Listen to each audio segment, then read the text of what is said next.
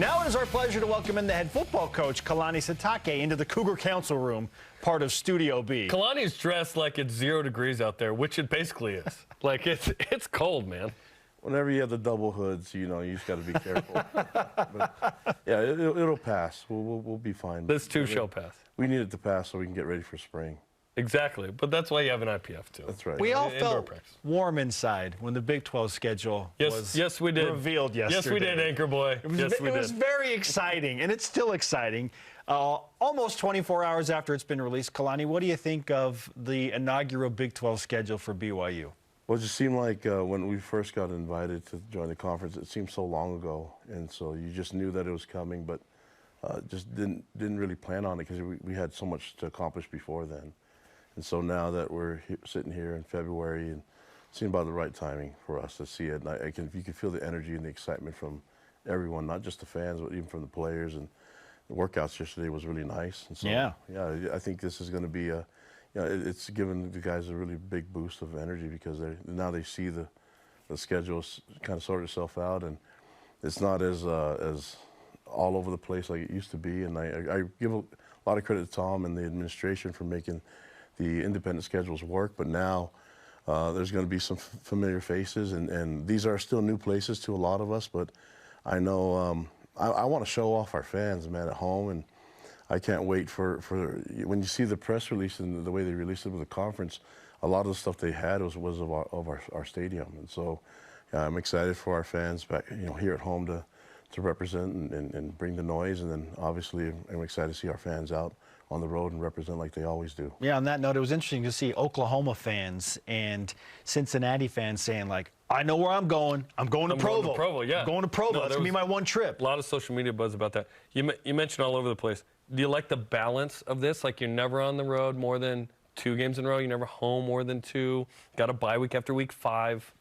Yeah, I really didn't care how it was going to shape up. I mean, I figure that there was going to be some teams that we're not going to play, and then there's going to be, with the 9 conference games, you're going to have either 5 at home and 4 on the road, or vice versa. And it works out perfectly for us. We just want to play the games and start getting organized and knowing who's on our schedule for the entire season. And yeah, I like the matchups, and just got to get our team ready. And I think we're on a good start.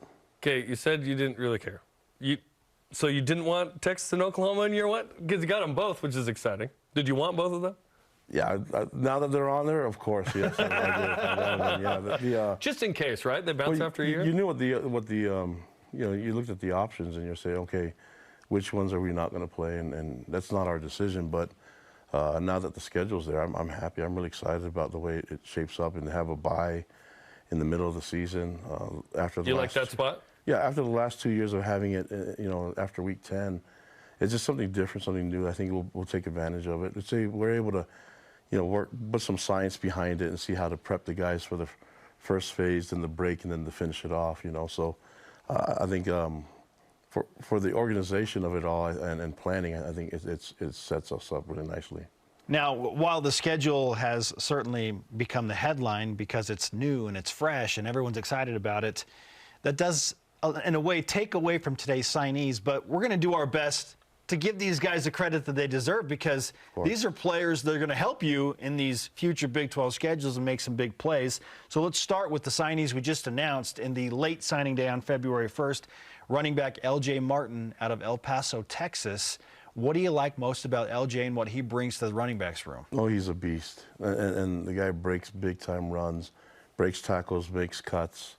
And so he's physical, but very active, and he has fluid hips and great vision. And you can see in the highlights that he breaks tackles and he cuts, and he's got some speed. So he's a big play waiting to happen. And we have a rookie out there playing for Atlanta, that had a similar style. And I think he's a big back out of high school that I think he'll develop into being bigger. But I look forward to seeing him in his freshman year and being here this fall. I'm excited for it. I joke that you won twice versus Stanford in November. Getting him is a big-time get. And then David Latu on the defensive line. You guys have really invested in the defensive line in this recruiting class. And this feels like you found a scholarship for David, which is exciting. Yeah, and to David's credit, he started picking up a lot of attention, a lot of P5 attention and offers, and we were fortunate to have him over the weekend for a visit. And once the recruits come here, whether they're PWOs or scholarship guys, they can see the vision for themselves being here and them being a part of the program. And once they're around the fans, I mean, it's you know, they talk about the basketball game and how exciting it was being in the game, even though it didn't work out the way we wanted. But the energy and the excitement from the Rock and the other fans that were there, and how awesome everybody was knowing who was visiting. And so that's a very educated fan base and people that know that we need good players. And David fits the bill, and he's a great player. I mean, he's disruptive, and we need guys like that at the line of scrimmage. Yeah, Sione Puha and Jay Hill and Justin Anderson have all talked about David specifically and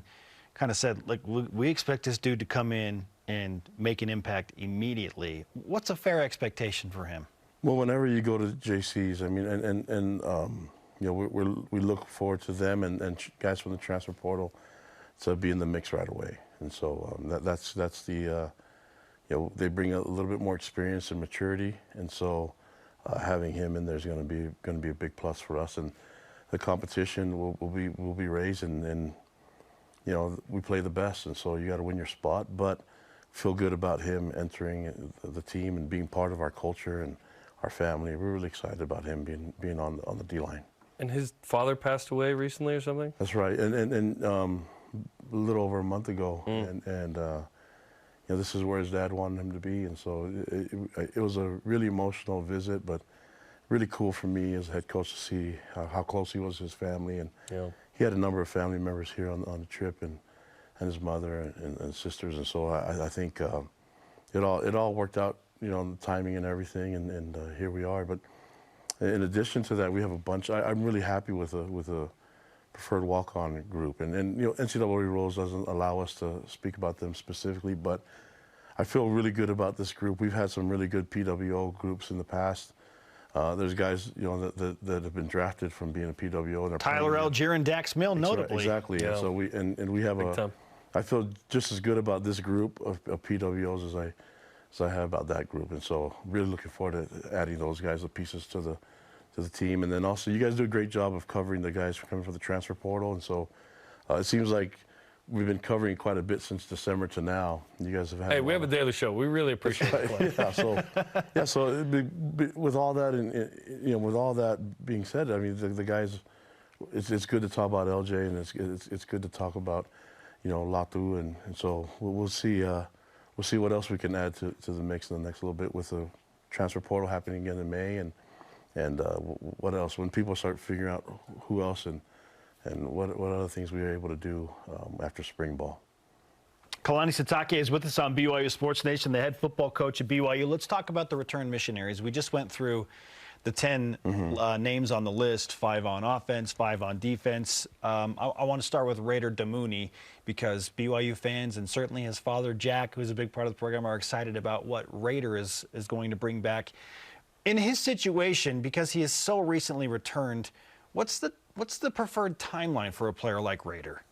Yeah, I think the key is to, you know, be smart in the return, and those are sort of missions. You think you can do it, just jumping off a bike, and or walking around in your Doc Martens. You think you can come in here and put on your Nike cleats and run just fast as you used to. But it helps having a lot of guys that have served missions on our staff, on our coaching staff, support staff, and even in our strength room. And so we will work closely and specify our workouts for the return missionaries, and that's why you have the sports scientists involved, that they can specialize their workouts so that it's not, you know, a return missionary at the line of scrimmage at O-line and D-line different than Raider Damuni playing safety. And so depending on, and also where they serve their mission, you just don't know if they're stateside or if we're able to have access to working out in the mornings or not. And the missions vary, so you have to take that all into account and devise a plan to get them ready. And getting them ready means by the time we hit fall camp, not spring ball. And so spring ball, they'll probably be a little frustrated, but we have to, you know, hold them back a little bit from going full go. But the goal is to get them ready to let it fly when we get to the season. Are kids still wearing Doc Martens right now? I think that's a reference. It's come to when back. You, It's cycled back. Am I like that old school that I don't know It anymore? has cycled back. Okay, I was just wondering. Okay. I want to learn because Doc Martens is what we wore on our mission for sure. What's the new shoes then? I guess I should start. I don't know, dude. No, Well, like you're right. It applies now. It applies. It went away and it's back. Get some Nike shoes that look professional as missionaries and wear them. They'll last you. Can the church get a Nike deal? Is that what we're trying to get here? Regarding Having Doc Martens overnight. Nike's the way to go, guys. Do it. Nike dress shoes. My Doc Martens wore out in the bottom. I was stepping on just water in Brazil. But anyway, regarding missionaries, like people forget, Chase Roberts came back and redshirted. Like it takes time for a return missionary in football, especially, to have an impact. What's your ideal timeline there? Obviously, all these guys want to come in and make an impact right away. The reality is, physically, that's not real, right? And you mentioned Colby Clausen and Dr. Skylar Main and the sports science. They're doing a great job. Colby Clausen should run out and flag versus Oklahoma, by the way, on senior day. But what's the timeline like realistically for a player? I come home on this day. Am I a year and a half out? Am I a year plus? Am I 2 years from playing and contributing, ideally? Physically? I think that the goal changes according to who the person is. And location of mission, you mentioned. Exactly. Okay. So, and their readiness to compete. Is there a minimum there then? Like, okay, I went to Salt Lake City South. Yeah. I'm a year out. I think you have to take all that into account, but also what we can't do and what we've done in the past is because there's a need on the depth chart, and let's say there's like some injuries or whatever, there's not quality depth. You kind of force them on the scene earlier than they're supposed to, and then that gets them hurt. And so we need to make sure that we do things the right way and that we think of the longevity of their careers, because a lot of these guys have next level type of talent, and it's our job to keep them healthy and get them there. It's hard to sort of hold them back against themselves, right? Yeah, sometimes. sure. Yeah. And I think about Chris Collinsworth in basketball. Like, he was going to be one of the best, gets hurt soon off the mish, and that his knees compensating for his ankle, for his back, and then it's like, oh, shoot, you're injured the whole time. Yeah. Return missionary is unique. If you're not careful, then it just keeps running through it, and I've been through that. I know when I got home from a mission and then trying to play fullback, which is a physical position, you hurt an ankle or a knee or your back, and then it just piles on from there. And if we do it right and take our time, it should be fine. Yeah. Kalani Sitake is on BYU Sports Nation. Let's kind of wrap up the signing class as a whole now with the additions of David Latu and LJ Martin.